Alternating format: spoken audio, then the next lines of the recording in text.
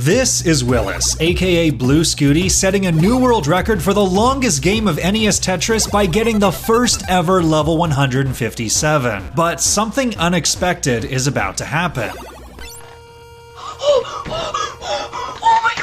He just became the first person ever to trigger a game crash, reaching the true kill screen, which is by far the biggest achievement in the 34-year-old history of the pro classic Tetris scene. So why is this such a big deal? And can a record like this ever be broken? To answer both those questions, we need to go back and start with the first unbeatable barrier in the game.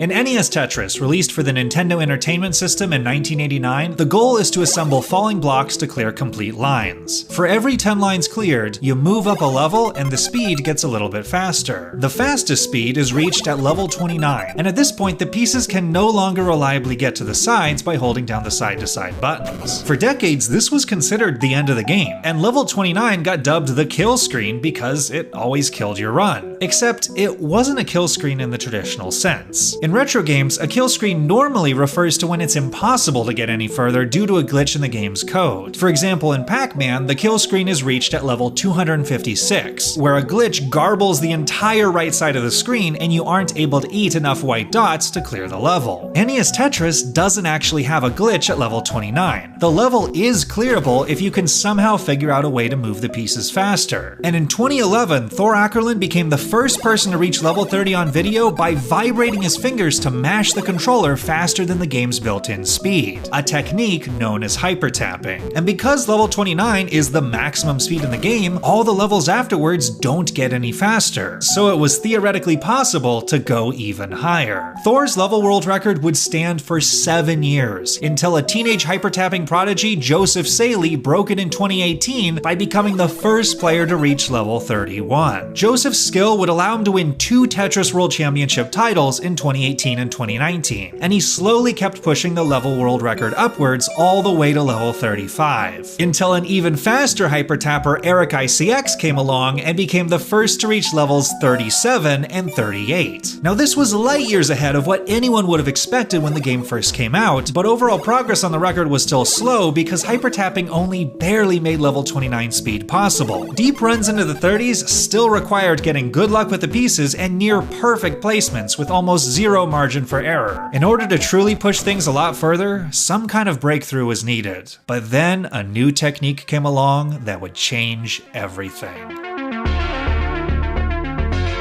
In 2020, a Tetris player named Cheese watched a video on various button mashing strategies and had the epiphany to combine a multi-finger technique by Hector Fly done on arcade cabinets and another technique that used a finger on the bottom of the controller to push it into another finger on the top. He called this new technique rolling, and it allowed him to easily reach button mashing speeds over twice as fast as the quickest hyper tappers. He became the first player to ever reach level 40, and although a hyper tapper named Alex Thatch would end up taking the record back, he would be the last tapper ever to do so. Over the next few months, there was a flurry of new records as most of the top players in the scene switched over to the new rolling technique, culminating in Eric ICX, now a roller, shattering the record in 2021 by making it all the way to level 95. With the fastest speed in the game now fully mastered, it seemed like the sky was the limit for how far players could go, but an even bigger challenge than speed was looming on the horizon.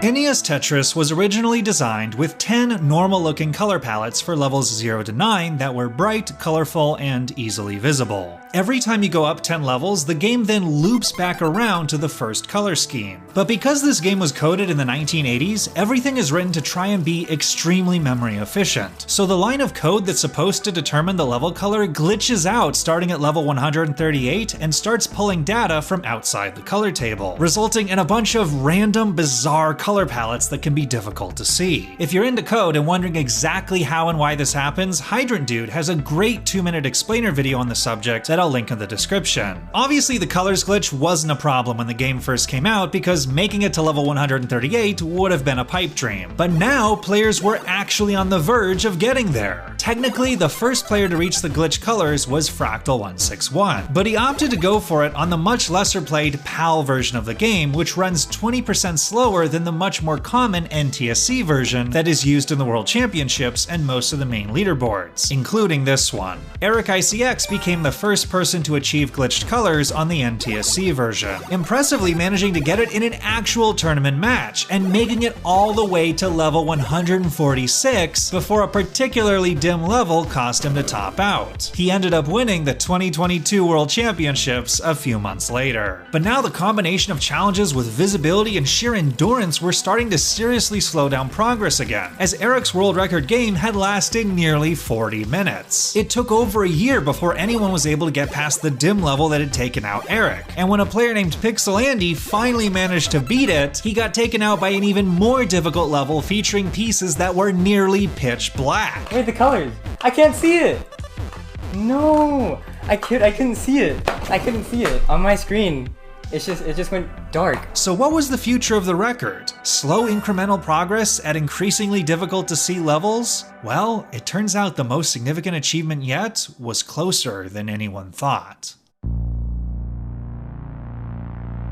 Back in 2021, a programmer, Greg Cannon, made a Tetris-playing AI called StackRabbit in order to push the game far beyond what was possible for a human. Not limited by stamina or eyesight, StackRabbit was able to fly past the most difficult glitched color levels with ease, and Greg ended up coining names for each of the color schemes as they passed, such as calling the dim level that took out Eric Dusk, and the black level that took out Andy Charcoal. StackRabbit would continue to play through even more bizarre glitches that happened later on, such as level 235, which lasts for 800 lines instead of the typical 10. But eventually, the game just can't function anymore. And there's the long bar, and it's gonna crash the game with that Tetris into level 237. Its final score is 102 million. So what's going on here? In the simplest possible terms, the game is running on code, which is instructions on what to do next, and RAM, which is its workspace where it calculates things and keeps track of what it's doing. The game's code starts to become really inefficient on very high levels, because no one was expected to get this far, and eventually a glitch happens where the game switches from reading instructions from the code to reading the RAM as if it were code. If the resulting garble generates a stop command, it completely breaks the game, leading to it being called the true kill screen. If you want the full technical breakdown, again, Hydrant Dude has a great video on the topic that I'll link in the description. But here's the thing, the game crash doesn't always happen in the same spot, because the glitch can get triggered by very specific things depending on the level, such as what piece you have or how many lines you clear at once. And StackRabbit was actually playing on a modified version of the game that has 7 digits in the score counter instead of 6, so it didn't have the same crash spots as an unmodified version. In 2022, there was a massive effort put into researching the mechanics of the crash, and Hydrant Dude made a spreadsheet tallying up every possible situation that could cause the crash to be triggered. Yeah, I know, the same guy again. This guy's the MVP of documenting all this stuff. And it turns out that the earliest possible trigger for the crash on the unmodified original version of the game was a single at the transition into level 155. That actually wasn't too far off from the world record. A human might actually be able to do that, provided they could get through Dusk and Charcoal. In 2023, after Fractal won the World Championships and firmly established himself as the best current player in the scene, he decided to start live streaming daily attempts to get the crash. But on the very first night of his grind, a player named Blue Scooty shocked the scene by being the first player to ever beat Charcoal and make it all the way to level 153. Not only did this set a new level world record and score world record to boot, it was only 18 lines away from the first crash. Scooty was a newer player in the scene who'd recently been on a meteoric rise, achieving a surprise semifinals finish in the 2023 World Championships. And after getting the record, he decided to challenge Fractal and start grinding for the game crash himself, and later said in an interview, "You know, I just thought if I was so close, I might as well race him for it and try and beat him to the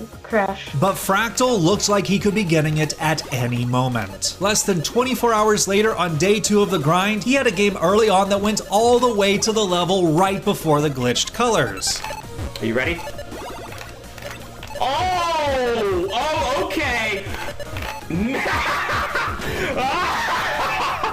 Later on in the night, he succeeded in getting to the glitched colors, but then disaster struck when he hit dusk. Oh my god. No, I got completely blindsided. Despite not getting the game crash, this game would actually end up taking back the score world record from Blue Scooty. On day 3, Fractal started up again, ready for another evening of attempts. But just 20 minutes into the stream, the chat alerted him that Blue Scooty was currently on a big run. Wait, what is Scooty at right now? Oh my god. Blue Scooty was on a roll, having reached the glitched colors and easily coasted through dusk with a low board. Next up was Charcoal. He had a little bit of trouble at the beginning, but managed to clutch a line piece to the left to get the stack down to complete the level. Now it was just a matter of carrying the game to the finish line. He slowly kept downing levels, passing his old record and making it to 154. This was it! He just needed a single on the final line clear to get it. But then 4 lines in, he misdropped. Now in dig mode, he started optimizing his stack for survival instead of singles. He managed to open his board just in time to fill the longbar dependency, but oh no!